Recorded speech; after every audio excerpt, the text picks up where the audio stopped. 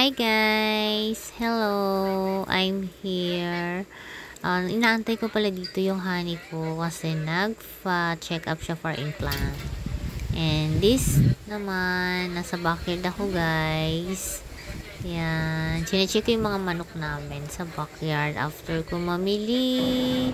And ito, habang iniintay ko naman yung order ko sa mall. Actually, order lang ako ng burger. Tapos, hindi ko alam na spicy pala yung order ko, guys. So, hindi ko siya naubos. Pero, kinain ko yung kalahati. And then, may fries. Yan. Ito naman nung kumain kami ng friend ko. Yan.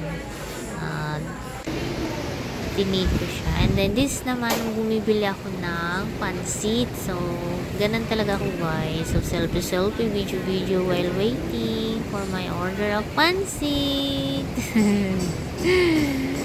Yan. Ganyan ako, guys. Ha? And then, ito naman nung kami ni Honey. Nagpunta kami sa Fort Santiago. Ayan. Honey. Walking kami. And then, after nun, diretso na kami sa aming date. Pagkatapos nito, diretso kami sa date namin. Nag-ikot-ikot lang kami sandali. Hindi namin naikot yan kasi malaki yung Fort Santiago, guys. Oo, malaki siya. Malawak yan eh. Tsaka nagmamadali din kami.